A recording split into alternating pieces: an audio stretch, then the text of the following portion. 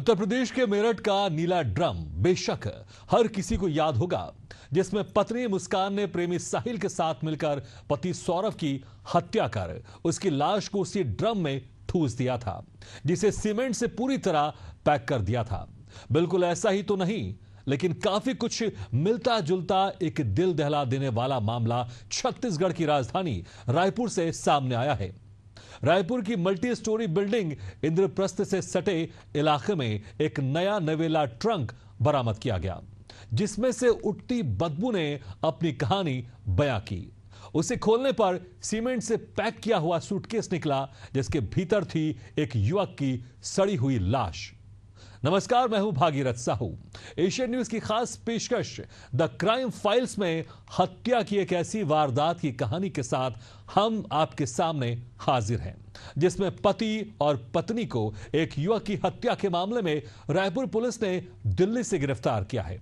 जिस युवक की हत्या कर उसकी लाश को एक सूटकेस में तोड़ मरोड़ कर ठूसा गया, फिर गंध को दबाने के लिए सीमेंट से उस सूटकेस को पैक किया गया और अपने गुनाह को दूसरों की नजर से बचाने के लिए एक ट्रंक का इस्तेमाल किया गया। इन तमाम उठापटक के पीछे असली कहानी से अब पर्दा उठ चुका है। पुलिस के मुताबिक दंपति ने पैसों की लालच में आकर इस भयानक वारदात को अंजाम दिया और अपनी करतूत के बाद पुलिस को गुमराह करने की साजिश इन्होंने रची थी, लेकिन नाकाम साबित हुए।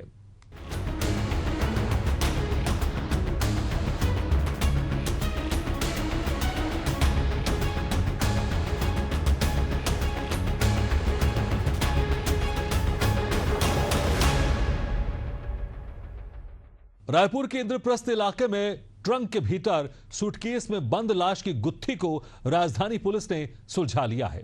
जिस युवक की हत्या कर अपने गुनाह को छिपाने की कोशिश की गई थी, उस अंधे कत्ल का पर्दाफाश हो गया है और पुलिस ने इस हत्याकांड में पेशे से वकील दंपति को धर दबोचा है।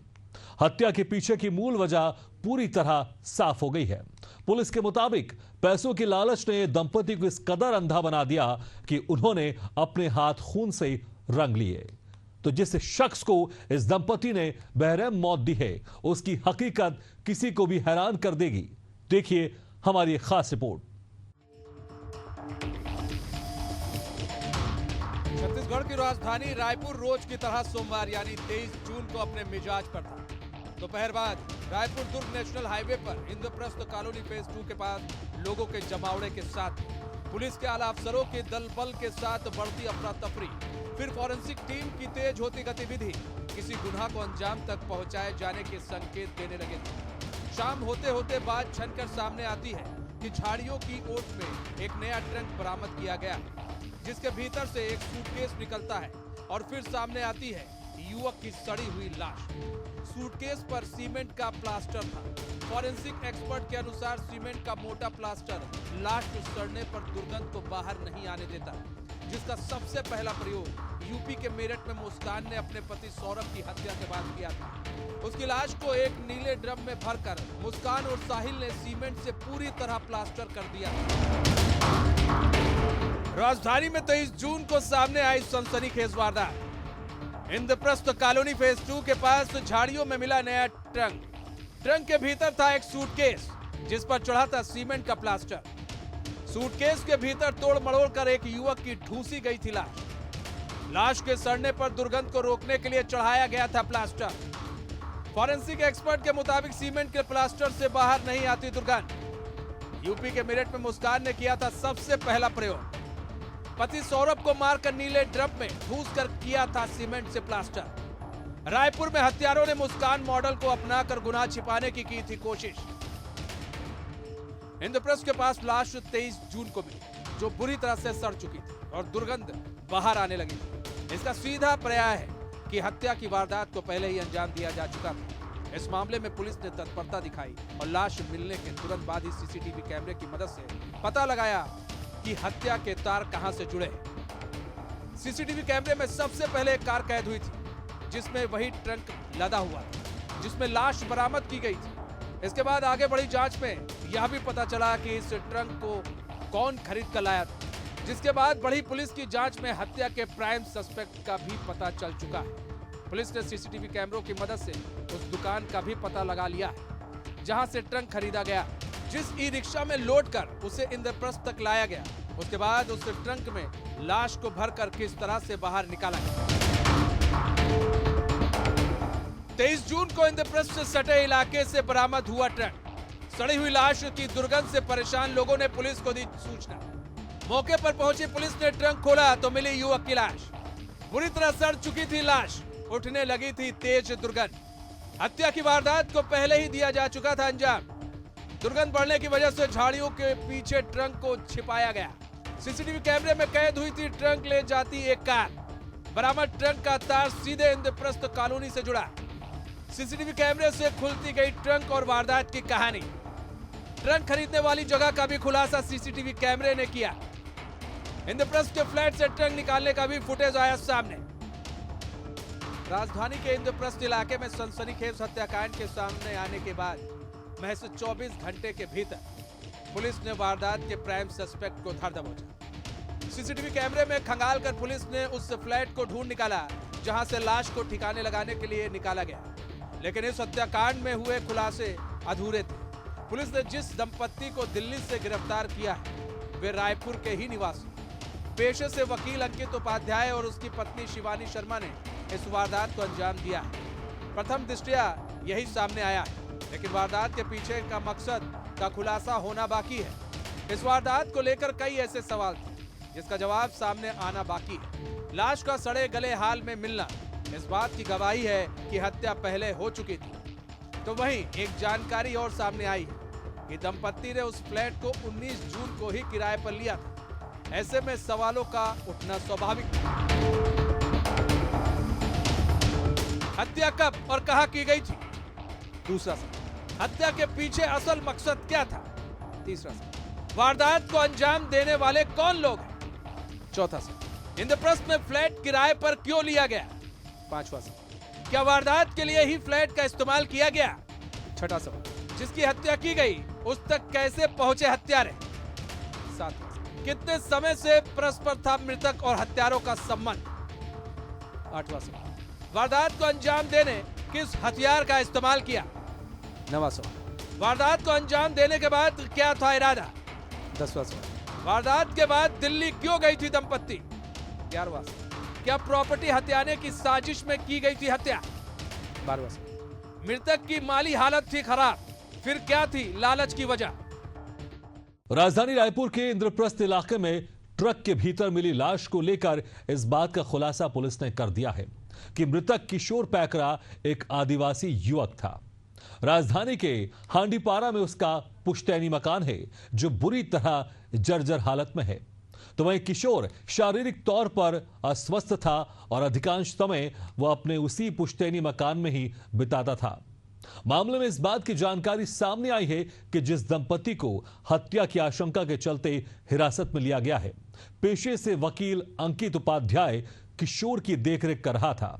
उनकी पहचान हांडीपारा के उस जर्जर मकान के लेन देन के सिलसिले में होने की बात सामने आई थी। आखिरकार पुलिस ने इस बात की पुष्टि भी कर दी कि असल में मामला उस जर्जर मकान के लेन देन से ही जुड़ा हुआ था। हत्या के इस मामले में पुलिस ने तत्काल संजीदगी पर तो पता लगाया कि जिस फ्लैट से ट्रंक को निकाला गया उसका स्वामित्व किसके पास। फ्लैट के मालिक का पता लगते ही बात सामने आई कि उसे 19 जून को किराए पर दिया गया। इस फ्लैट को एडवोकेट अंकित उपाध्याय ने किराए पर लिया था। पुलिस ने तत्काल अंकित उपाध्याय का लोकेशन ट्रेस किया तो जानकारी हाथ लगी कि वह अपनी पत्नी शिवानी के साथ उसी शाम दिल्ली रवाना हो गया। रायपुर पुलिस ने तत्काल दिल्ली पुलिस और एयरपोर्ट पर सीआईएसएफ से संपर्क कर दंपत्ति को एयरपोर्ट पर ही रोक लिया और रायपुर से टीम रवाना कर उन्हें दबोच लिया। इस मामले को लेकर रायपुर एसएसपी डॉक्टर लाल उमेंद्र सिंह ने वारदात की प्लानिंग से लेकर अंजाम दिए जाने की पूरी जानकारी दी। राजधानी रायपुर में सनसनीखेज मामला सामने आया था जिसमें एक युवक की जो हत्या कर जो है सूटकेस में जो है फेंक दिया गया था। इस मामले पर जो है रायपुर पुलिस ने जो है खुलासा किया है। सर, जिस तरीके से फिल्मी स्टाइल से जो है इस तरीके से हत्या का घटना को अंजाम दिया था, किस तरीके से आप लोगों ने खुलासा किया? इसमें दिनांक 23 को ही पुलिस को ये सूचना प्राप्त हुई थी कि इंद्रप्रस्थ कॉलोनी के पीछे नाले के पास में सुनसान जगह पर एक टीन का जो बॉक्स है और उसके अंदर में ट्राली बैग है, उसके अंदर एक व्यक्ति का शव है करके। जब मौके की उसमें जांच शुरू की गई तो मौके पर से एक महत्वपूर्ण जो साक्ष्य मिला, उसमें कि बॉक्स के अंदर कुछ नाम लिखा हुआ था कि जिसमें और उसमें दिनांक लिखा हुआ था। नाम से करके पता चला कि ये बॉक्स जो बेचने का काम करता है उसके दुकान का नाम है। दुकान के बारे में पता तलाश किया गया, जो गोल बाज़ार का होना पाया। गोल बाज़ार में दुकानदार से जब पूछताछ की गई तो उसके द्वारा बताया गया कि 23 के पूर्व, एक दिन पूर्व 22 तारीख को आकर के उनके द्वारा एक बुकिंग की गई है और बुकिंग के बाद में 23 तारीख को एक बॉक्स उसके द्वारा डिलीवर किया गया है और उस बॉक्स को उसके एक ऑटो के माध्यम से उस महिला और पुरुष के द्वारा ले जाया गया है। ये भी बताया गया था कि उसका पेमेंट, मोड ऑफ पेमेंट उसके पेटीएम था, तो पेटीएम के माध्यम से उसके नंबर प्राप्त किए गए जिसमें शिवानी शर्मा का पेटीएम उपयोग होना पाया गया। इस आधार पर संबंधित के आसपास के पता तलाश किया गया। प्राप्त जो साक्ष्य थे मौके पर, उसमें महत्वपूर्ण साक्ष्य सीसीटीवी था। उसके अतिरिक्त आसपास के जो जागरूक लोग थे उनके द्वारा काफ़ी महत्वपूर्ण सूचनाएं दी गई।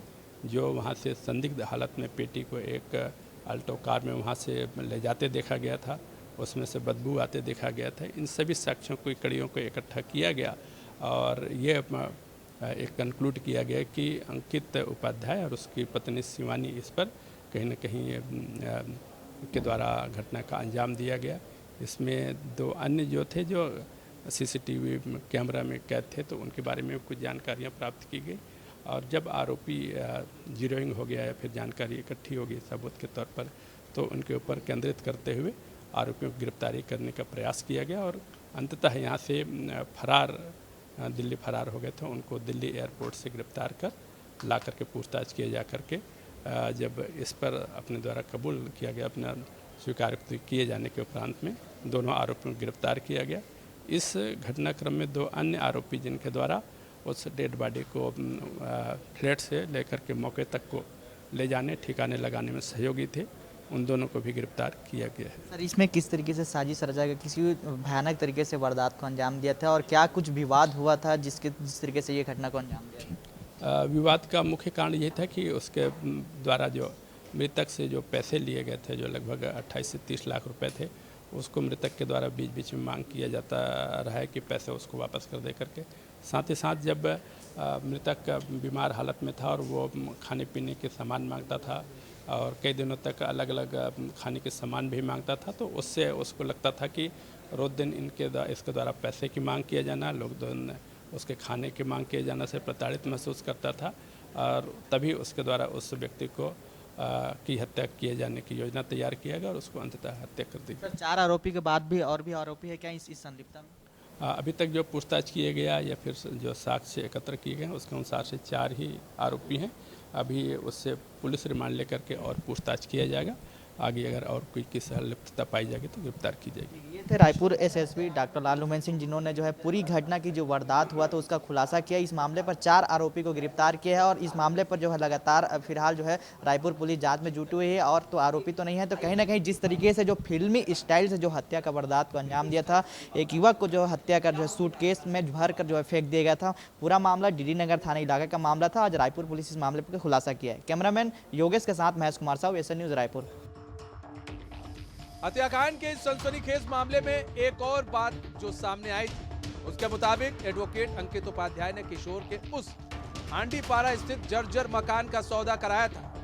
डील 50 लाख में अंकित उपाध्याय ने की थी और किशोर को बताया गया था कि मकान का सौदा 30 लाख में तय हुआ, यानी 20 लाख रुपए अंकित उपाध्याय ने गबन कर लिए। इसकी जानकारी किशोर को सौदे के दौरान नहीं थी, लेकिन बात छिप नहीं पाई और किशोर को जब पता लगा कि अंकित 20 लाख दबाकर बैठ गया, तब उसने उन रुपयों की मांग की। मामला 20 लाख का था जिसे अंकित उपाध्याय गबन कर चुका था, लेकिन उसका किशोर के पास आना जाना नहीं रुका, तो किशोर अपने रुपयों को वापस करने का दबाव बनाता रहा। संभवतः यही वजह थी जिसे लेकर अंकित ने किशोर की हत्या को अंजाम दिया। इसके बाद उसे इंद्रप्रस्थ के सुनसान जंगल में ठिकाने लगाकर वह दिल्ली फरार हो गया।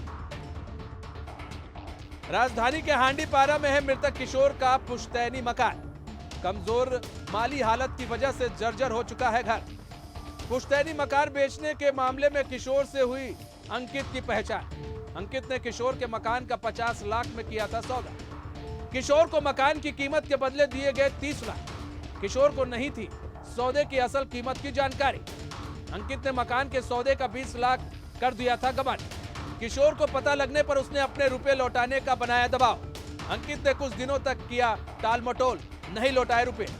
23 जून को किशोर की इंद्रप्रस्थ से सटे सूने इलाके में मिली लाश। किशोर शारीरिक तौर पर था अस्वस्थ। अंकित कर रहा था देखरेख। अंकित ने मौके का उठाया फायदा। सौदे की 20 लाख का गमन। किशोर पैकरा हत्याकांड मामले में प्राइम सस्पेक्ट के तौर पर पुलिस ने अंकित उपाध्याय और उसकी पत्नी शिवानी शर्मा को हिरासत में लिया है। पुलिस के मुताबिक दोनों आनन फानन में दिल्ली भागे थे, जहां से वे फरार होने की फिराक में थे। लेकिन समय रहते रायपुर पुलिस को इस बात की जानकारी मिल गई और दिल्ली एयरपोर्ट पे ही अंकित उपाध्याय और उसकी पत्नी शिवानी शर्मा को हिरासत में ले लिया। राजधानी पुलिस की टीम दिल्ली पहुंचकर प्राइम सस्पेक्ट दंपति को अपनी कस्टडी में लेकर रायपुर पहुंच चुकी है। पुलिस की पूछताछ में इस बात का खुलासा भी हो चुका है कि इस वारदात के पीछे दंपति का मोटिव क्या था। मूलतः जशपुर का रहने वाला है मृतक किशोर पैकरा। रायपुर के हांडीपारा में पूर्वजों ने बनवाया था मकान। खराब माली हालत और बीमारी की वजह से यहां रहता था किशोर। मकान बेचकर अपनी बीमारी का कराना चाहता था इलाज। मकान के सौदे को लेकर अंकित उपाध्याय से हुई थी पहचान। अंकित ने मकान के बदले अच्छी रकम दिलाने का दिलाया था भरोसा। अंकित ने 50 लाख में तय किया था किशोर के मकान का सौदा। किशोर को केवल 30 लाख में सौदे की थी जानकारी।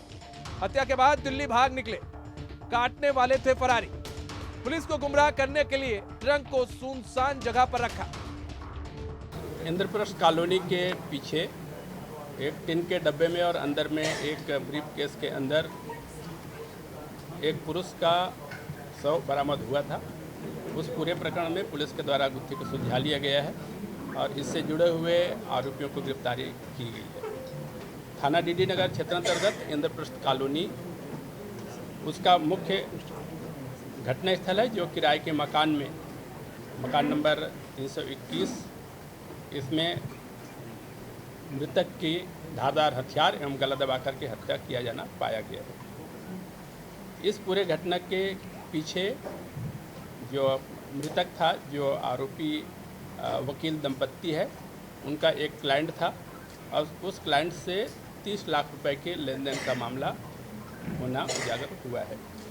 इस पूरे प्रकरण में एक ज़मीन से जुड़ा हुआ 30 लाख रुपए था, जिसको आरोपी अंकित उपाध्याय के द्वारा मृतक किशोर पैकरा से लिया गया था और उसको मृतक किशोर पैकरा लगातार मांग कर रहा था, जिसके कारण से इसको पैसा न देना पड़े और परेशान होकर के उसका हत्या को अंजाम दिया गया है।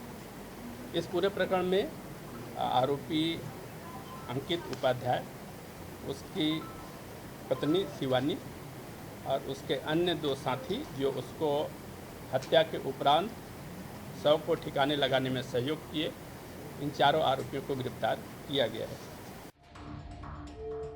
रायपुर में हुए सनसनीखेज हत्याकांड की योजना दंपति ने 25 दिनों पहले ही तैयार कर ली थी। पूरी प्लानिंग के साथ दंपति ने किशोर पैकरा को हांडीपारा स्थित घर की सफाई के नाम पर उसे इंद्रप्रस्थ के फ्लैट डी 324 में लेकर आए। तीसरे फ्लोर पर स्थित इस फ्लैट में किशोर को लाने के बाद उसे नहलाया, फिर उसे नाश्ता परोसा गया और जब दंपति को लगा कि किशोर की आंख लग गई है, तब अंकित ने अपने हाथों से उसका गला घोट दिया। इसके बाद भी भरोसा नहीं था, तब चाकू से उसके गले पर वार कर दिया। फिर लहूलुहान हाल में उसकी लाश को फ्लैट में बंद कर दंपति वहां से निकल गए। पूछताछ किए जाने पर इनके द्वारा संपूर्ण घटनाक्रम को स्वीकार करते हुए मृतक किशोर पैकरा से उसके द्वारा या उससे लिए गए पैसे की उसके द्वारा लगातार मांग किए जाने से परेशान होकर और पैसे न देना पड़े, इसको लेकर के योजनाबद्ध तरीके से दोनों पति पत्नी मिलकर के उसको हत्या किया जाना स्वीकार किया गया। जो इनके द्वारा बताई गई उसके अनुसार से जब इनका एक क्लाइंट था और इसके पास में कुछ ज़मीन थी, पहले जिस मकान पर रह रहा था उस मकान को इसके द्वारा 50 लाख रुपए पर बिक्री कर दिया गया था उस बिक्री नामे पर जब उसको ये हुआ कि इसको पूरे पैसे नहीं मिले हैं, इस आधार पर उसके द्वारा पुनः उसको उस घर के बारे में न्यायालय में केस किया था और उस न्यायालय में जो प्रकरण किया था उस पर जो इसका बेलटुकरी निवासी चंद्र प्रकाश कुर्रे के द्वारा इस मकान को खरीदा गया था। उससे जब प्रकरण चल रहा था तो उस दौरान इस ज़मीन के संबंध में इससे मुलाकात हुई थी और इसके द्वारा बताया गया था कि इस प्रकरण को उसके द्वारा उसके पक्ष में जीत करके उसको दिया जाएगा। साथ ही साथ एक इसके पास में एक अन्य मकान था जो बजरंग नगर में मकान था। इस मकान को लगभग 30 लाख रुपए में इसके द्वारा बिक्री किया गया था। उस बिक्री में प्राप्त 30 लाख रुपए में से 10 लाख रुपए इसको जो अंकित उपाध्याय था वो प्राप्त किया था और इसी 10 लाख रुपए पर बताया गया था कि वो आपके पक्ष में प्रकरण को जीत करके उसको दिलाया जाएगा और मकान का कब्जा दिलाया जाएगा। इस 10 लाख के एवज में उसके द्वारा प्रकरण न्यायालय में लड़ा। संभवतः इस प्रकरण पर उसके द्वारा कोई विशेष ध्यान नहीं दिया गया। किसी सीनियर एडवोकेट हैं उनको भी इस पे अपने पक्ष में रखा गया था, उनके द्वारा भी इस प्रकरण में कोई विशेष ध्यान नहीं दिया गया, जिसके कारण ये प्रकरण हार गया और इसके विपक्ष में गया किशोर पैकरा के। इस मकान के अतिरिक्त जो बजरंग नगर में जो एक मकान था उसको इसके द्वारा 30 लाख रुपए में विक्रय किया गया था, जिसमें से 10 लाख रुपए बताया उसको वकील के नाम पर अपना प्राप्त किया था। साथ ही साथ जो 2 लाख रुपए अन्य खर्च कहीं हो गए थे, 18 लाख रुपए जो इसके पास में था मृतक किशोर के पास में, उस पैसे को भी वकील अंकित के द्वारा किसी शेयर मार्केट में या अन्य जगह पर उसको मोटी रकम प्राप्त होगी या फिर मुनाफा प्राप्त होगा कर करके उससे लेकर के कहीं खर्च कर दिया गया था या इन्वेस्ट कर दिया गया था। राजधानी रायपुर में एक युवक की हत्या के पीछे पैसों की लालच सामने आई। पढ़े लिखे संभ्रांत परिवार से ताल्लुक रखने वाली दंपति ने एक गरीब और बीमार शख्स की बेरहमी से हत्या कर अपने हाथ सिर्फ इसलिए खून से रंग लिए क्योंकि उसकी मौत से उन्हें 20 लाख रुपए का फायदा हो रहा था। लेकिन हकीकत यह है, गुनाह के रास्ते कभी भी सुकून की जिंदगी नहीं दे सकते। आखिरकार अब वही दंपत्ति सलाखों के पीछे पहुंच चुकी है, जिन्होंने एक शख्स की हत्या के बाद गबन के पैसों से सपनों की इमारत खड़ी करने की कोशिश की थी। अब उन्हें अपना घर और परिवार तक नसीब नहीं हो पाएगा। क्राइम फाइल्स में फिलहाल इतना ही। लगातार खबरें देखते रहिए एशियन न्यूज पर।